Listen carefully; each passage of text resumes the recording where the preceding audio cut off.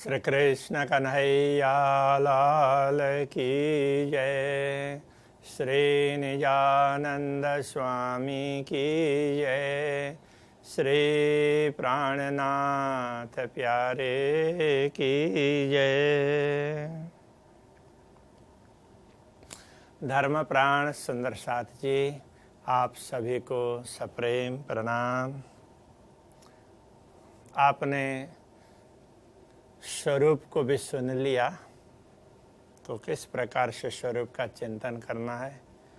इसलिए आज का प्रसंग बड़ा छोटा किंतु आनंद मंगल का प्रसंग है। इसलिए हमेशा हम लोगों को आनंद मंगल में रहना चाहिए। बड़ा महत्वपूर्ण प्रसंग है। इसको आनंद मंगल इसलिए कहा कि अक्षरातीत धामधनी के स्वरूप के दर्शन करते हैं ना, तो फिर आनंद मंगल में तो रहते ही है ना। तो हम लोगों को सदैव आनंद मंगल में ही रहना चाहिए। जब भी हम स्वरूप बोलते हैं, आनंद मंगल अवश्य बोलते हैं। प्रातःकालीन सेवा पूजा हो, यदि पारायण के समय पर, पारायण के पूजन के समय पर सेवा पूजा करते हैं, उस समय भी स्वरूप बोलने के बाद में आनंद मंगल बोलते हैं। ऐसे ही हर समय स्वरूप बोलने के बाद आनंद मंगल बोलते हैं। रात के समय पर भी ना सदा आनंद मंगल में रहिए, पौड़ाने के बाद भी बोलते हैं ना, तो वो दूसरे प्रकार से सदा आनंद मंगल है, ये आनंद मंगल है। तो हर स्वरूप के पश्चात आनंद मंगल बोला जाता है। वो प्रातःकालीन हो, 9 बजे के आरती के समय पर हो, 11 बजे, 11:15 बजे थाल आरती के समय पर हो, अथवा रात के समय पर, संध्या आरती के समय पर, रात के समय पर, पौड़ावनी के समय पर हो। जब भी आरती करते हैं तो आरती के बाद स्वरूप बोलते हैं। स्वरूप बोलते हैं तो फिर आनंद मंगल अवश्य बोलते हैं। कई लोग तो वो पर्दा खोल करके दर्शन करते हैं, पर्दा खोल देते हैं जब पूजा के समय पर ना। कुछ पुजारी जी को अंदर ही बैठ करके श्रृंगार वगैरह करने होते हैं ना, तो कुछ बातें अंदर बैठ करके ही बोलते हैं और फिर पर्दा खोलते हैं, सबको दर्शन होते हैं, तो उस समय भी आनंद मंगल बोल देते हैं। तो वो कोई अनिवार्य नहीं है, किंतु ये जो आनंद मंगल है ये बड़ा अनिवार्य है। तो हम जब भी स्वरूप बोलेंगे तो आनंद मंगल बोलते हैं। तो आनंद मंगल आप सुन लीजिए कैसे बोलते हैं, उस प्रकार से आप लोग भी बोल लीजिएगा। कई लोगों को उच्चारण में थोड़ा फर्क होता है, किंतु आप लोग सब इस प्रकार से उच्चारण करेंगे तो अच्छा रहेगा। तो सबकी शैली थोड़ी थोड़ी फर्क होती है, इसमें कोई बात नहीं है, किंतु प्रयत्न आप लोग इसी प्रकार से कर लीजिएगा। तो चलो पहले आनंद मंगल सुन लेते हैं, फिर उसका भाव हम आगे रखेंगे। श्री आनंद मंगल श्री धाम धन्य जी की जय। श्री जुगल किशोर जी की जय। श्री वृंदावन चंद्र जी की जय। श्री रास के रमैया की जय। श्री हुक्म के स्वरूप की जय। धन श्री देव चंद्र जी की जय। श्री जियावर जी साहेब जी की जय। श्री बाईजीरा जी की जय। श्री महाराजा छत्रसाल जी की जय। श्री सुंदर साथ जी की जय। श्री सुंदर साथ जियावर जी साहेब जी के चरणारविंद में हित सूचित दीजिए। बोलिए श्री कृष्ण कन्हैया लाल की जय। धर्म प्राण सुंदर साथ जी, आनंद मंगल कैसे बोला जाता है वो आपने सुना। तो आनंद मंगल के समय पर जब बड़ा कार्यक्रम होता है ना, तो उस समय वो पुजारी जी बोलते हैं अथवा कोई भी बोलते हैं, तो उनके चारों तरफ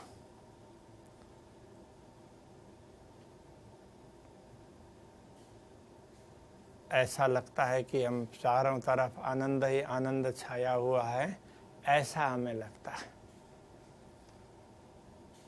तो यहाँ पर समझाया है कि देखिए, आनंद मंगल श्री धाम धनी जी की जय। कहने का तात्पर्य, आनंद मंगल कौन है? श्री धाम के धनी है, पूर्ण ब्रह्म परमात्मा है। तो पहले हम उनका जयकारा बोलते हैं, उसके बाद श्री युगल किशोर की जय। ये युगल किशोर तो धामधनी, तो धामधनी के बाद में तो उन्होंने स्वयं में से ही श्यामा जी को प्रकट किया है ना, तो लीला के हिसाब से। और वो लीला परम धाम की, वो तो अनादि लीला है, अक्षरातीत लीला है। तो दुनिया के हिसाब से हम लोगों को कभी सोचना ही नहीं होता है, परम धाम के हिसाब से सोचते हैं। तब हमें ऐसे सोचना होता है कि श्री राज्य नहीं, श्यामा जी से ब्रह्मात्माओं को प्रकट किया, धाम परम धाम को प्रकट किया। तो सारा का सारा सब कुछ पूर्ण ब्रह्म परमात्मा के अंदर ही है। तब कब तक अंदर रहता है, कब प्रकट होता है, ये चर्चा का विषय नहीं है। कि ये तो भाव से समझने का विषय है, क्योंकि ये तो लाखों करोड़ों दुनिया के हिसाब से तो कोई हिसाब होता ही नहीं है। दुनिया में तो एक क्षण परम धाम में होता है, इधर देखते हुए इधर देख लिया, तो इतने में तो दुनिया बन जाती है और ब्रजरास जागनी ये लीलाएं भी हो जाती है और ब्रह्मात्माएं पुनः परम धाम में लौट जाती है। तो कैसा होगा आप देखिए। तो इसलिए परमधाम की लीलाओं के विषय में कितना समय किया है ऐसा बोल नहीं सकते।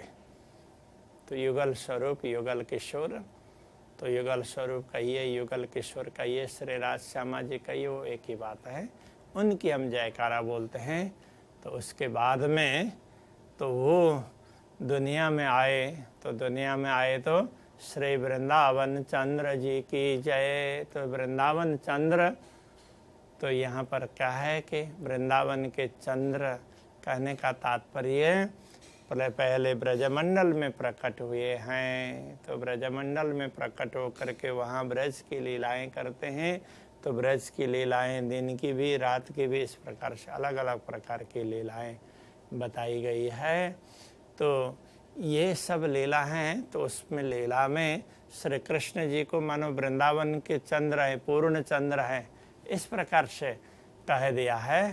तो इसलिए ब्रज लीला का ये स्वरूप है, उसको याद करके हम जयकारा बोलते हैं। अभी तक हमने परमधाम के स्वरूप की बात कही, उसके बाद में अब ब्रज लीला के स्वरूप को याद करके फिर उनकी जयकारा बोलते हैं। उसके बाद श्री रास के रमैया की जय। उसके बाद अब रास लीला का स्मरण करते हैं।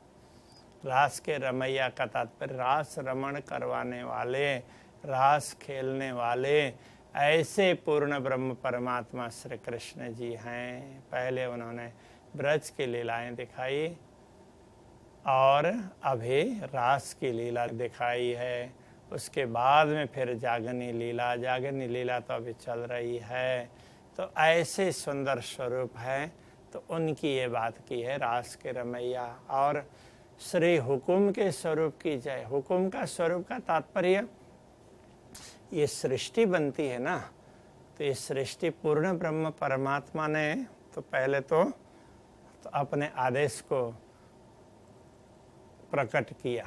तो उनका आदेश ही सारी सृष्टि का कार्य करता है। अक्षर ब्रह्म को क्या कहना है, कैसे करना है, तो सारी व्यवस्था वो करता है।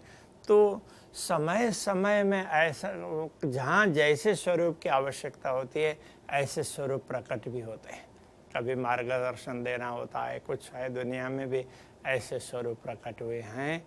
उनका ऐसा ही स्वरूप है, नहीं बोल सकते हैं।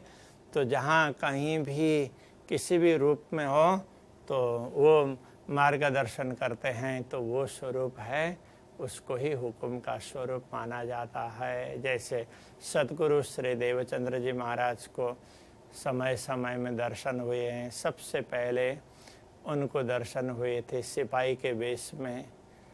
तो ये सिपाही का वेश क्या है, तो ऐसे स्वरूप को ही हुक्म का स्वरूप कहते हैं। तो इसी प्रकार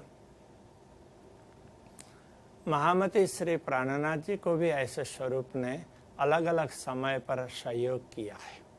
जैसे महामती श्री प्राणनाथ जी एक बार इराक में सुल्तान से मिलने के लिए बगदाद गए थे, क्योंकि वो खेताबाई के कार्य के लिए बसरा गए थे। तो वहाँ लोगों ने खेताबाई के जाने के बाद में उनकी संपत्ति पर तो वहाँ कब्जा जमाना चालू किया। तो प्राणनाथ जी उसको छुड़ाने के लिए बगदाद तक पहुँचे, किंतु मुगलों का रहन सहन काम काज वो दूसरों को इतना ध्यान नहीं देते, इसलिए इराक का सुल्तान था वो भी ध्यान नहीं दे पाया। प्राणनाथ जी को मिलने के लिए उन्होंने कोशिश बहुत की, उनके इर्द गिर्द के लोगों ने मिलने ही नहीं दिया। तो राजाओं के वहाँ ऐसा ही होता है, उनके चमचे उमचे होते हैं, दरबारी लोग हैं, वो हर किसी को घुसने ही नहीं देते। वो तो सब जगह ऐसा ही होता है। अभी सरकार में भी आप देख लीजिए, तो जिन लोगों का वर्चस्व चल रहा है वो दूसरे को घुसने ही नहीं देंगे। वो सोचते हैं कि घुसेंगे तो हमें बाहर निकाल देंगे, ऐसा भय होता है। ये इनसिक्योरिटी फील होती है ना, तो लड़ाई झगड़े इसी में। तो प्राणनाथ जी वहाँ से निराश होकर के लौट रहे थे। तो लौटते हुए एक पहाड़ी में से होकर के निकलना था, तो रास्ते में तो गर्मी बहुत होती है, कई स्थानों पर मरुभूमि है। तो ऐसे में तो वहाँ निराश होकर के आ रहे थे, तो एक अरब के वेश में कोई व्यक्ति मिला। तो उसने पूछा, तुम निराश क्यों हो रहे हो? तो प्राणनाथ जी ने बोला, ऐसा ऐसे मैं सदगुरु ने आदेश दिया उसके अनुसार यहाँ आया हूँ, और यहाँ मेरे मित्र अथवा जो भी उन्होंने कहना था वो कह दिया। तो उन्होंने यहाँ पर संपत्ति कमाई है, उसके ऊपर में वहाँ बसरा के हाकिम ने अपना कब्जा जमा दिया है, उसको सील कर दिया है, तो उसको मुझे छुड़ाना है। इसके लिए मैं आया था सुल्तान से मिलने के लिए, किसी ने मिलने ही नहीं दिया। अब तो मुझे सहयोग, अब मैं कैसे छुड़ा पाऊँगा वहाँ जा कर के? तो सुल्तान कुछ सहयोग करता, वहाँ किसी को भेज देता, साथ में कुछ बोल देता, तो मिलने ही नहीं दिया। तो उस समय वो अरब जैसा रूप, तो उनको वो समझाता है, देखो मैं एक न चिट्ठी लिख देता हूँ, ऐसे ऐसे ऐसे समय में जा कर के उनको पकड़ लेना और उनको ये चिट्ठी दिखा देना और बोल भी देना। ऐसा करके उसने सारी बातें समझा दी। अब आप देखिए, तो उसने रास्ता दिखाया ना। तो ऐसे जो भी स्वरूप है उनको हुक्म का स्वरूप बोलते हैं। जब कभी भी कोई भी हो, किसी कोई मार्गदर्शन, कभी पहले आए हुए मार्गदर्शन हो, सदगुरु के समय में दिए हों, सदगुरु प्राणनाथ जी के समय में, ऐसे सब स्वरूप को हुक्म के स्वरूप ही बोला करते हैं। उस प्रकार से आप समझ लीजिए, ऐसे स्वरूप को भी याद करते हैं और उनकी भी जयकारा बोलते हैं। और अब यहाँ पर कह रहे हैं, श्री देवचंद्र जी महाराज जागनी लीला में वो मुख्य पात्र हैं, श्री देवचंद्र जी महाराज। उसके बाद महामती श्री प्राणनाथ जी। जागनी लीला के दो पात्र हैं। वैसे तो जागनी लीला में भी मुख्य रूप से तो आप देखिए, ब्रज रास और जागनी एक इनकी लीला है, श्री कृष्ण जी की है ना। ब्रज की लीला भी श्री कृष्ण जी की, रास की भी और जागनी भी। किंतु जागनी लीला में क्या है कि उन्होंने अपना अलग स्वरूप नहीं रखा। तो श्री देवचंद्र जी ने श्री देवचंद्र जी के अंदर विराजमान हुए। श्यामा जी ने जो स्वरूप, जो शरीर धारण किया था, श्यामा जी भी क्या है, वहाँ सुंदरबाई सखी ने, सुंदरी सखी ने जो शरीर धारण किया है, उसी में श्यामा जी भी विराजमान होती हैं और पूर्ण ब्रह्म परमात्मा भी विराजमान होते हैं। तो उन्होंने दर्शन दिया ना, दर्शन दे करके सारा ज्ञान समझाया और उनके अंदर विराजमान हो गए। तो ये लीला तो श्री कृष्ण जी की ही है, किंतु उनके अंदर श्री कृष्ण जी ने तो श्री देवचंद्र जी महाराज को समझाया। उसके बाद का कार्य है तो वो तो सदगुरु ने समझाया ना, इसलिए सदगुरु के हृदय में बैठे हैं। तो इसलिए यहाँ पर श्री देवचंद्र जी महाराज की बात की, उनके जयकारा की बात की। उसके बाद में श्री ज्यावर जी साहेब जी की जय। ज्यावर जी साहेब जी कहने का तात्पर्य श्री प्राणनाथ जी। कि प्राणनाथ प्राणपति, ऐसा कहा न, जियावर जिय प्राण उसके विवर स्वामी। ऐसे महामती श्री प्राणनाथ जी, उनके लिए कहा कि उनका भी जयकारा बोलते हैं। तो उसके बाद में श्री बाईज राज जी की जय। श्री बाईज महारानी जी ने महामती श्री प्राणनाथ जी को पूरा साथ दिया, सारे सुंदर साथ को समेटने का कार्य किया। प्राणनाथ जी को तो कभी कहीं जाना पड़ता था, कभी कुछ करना पड़ता था, रात दिन वो योजना ही बनाए करते थे, कैसे क्षेत्रीय राजाओं को जागृत करें, कैसे मुगलों को परास्त करें। जब ऐसा समय आया तो बाकी समय में भी श्री बाईज महारानी जी ने बहुत ज़्यादा साथ दिया है, तो उनका स्मरण करते हैं। श्री बाईज महारानी जी की जय, उनका जयकारा बोलते हैं। उसके बाद महाराजा छत्रसाल जी की जय। फिर छत्रसाल जी ने श्री प्राणनाथ जी को पूरा साथ दिया है, इसलिए महाराजा छत्रसाल जी के जयकारा की बात करते हैं। तो कहते हैं अब सुंदर साथ की जय की बात भी बोलते हैं। श्री सुंदर साथ जी की जय। तो सुंदर साथ का जयकारा क्यों बोला? कि सारे सुंदर साथ सबका कल्याण हो, सब विजयी बने, तो ये शुभ भावना है। और फिर श्री सुंदर साथ ज्यावर जी साहिब जी के चरणारविंद में हेत चित्त दीजिए, ऐसा बोल करके प्रणाम बोलते हैं और फिर प्रणाम करते भी। तो सुंदर साथ और ज्यावर जी साहिब जी सब ने मिल करके बहुत कार्य किया है, तो उन सब को याद करते हैं। इन सब के चरणारविंद में हेत चित्त दीजिए। हित चित्त भी बोलते हैं, हेत चित्त। हित का तात्पर्य हेत, प्रेम से चित्त दे करके उनका स्मरण करते हुए, उनके चरणों को स्मरण करते हुए उनको नमन करते हैं, प्रणाम करते हैं। तो इस प्रकार का भाव है ये आनंद मंगल के अंतर्गत। तो ऐसे शुद्ध भाव को, सुंदर भाव को आप रख करके आनंद मंगल बोलेंगे तो आपको बड़ा अच्छा लगेगा। तो आनंद मंगल को यहीं पर रखते हैं। प्रणाम।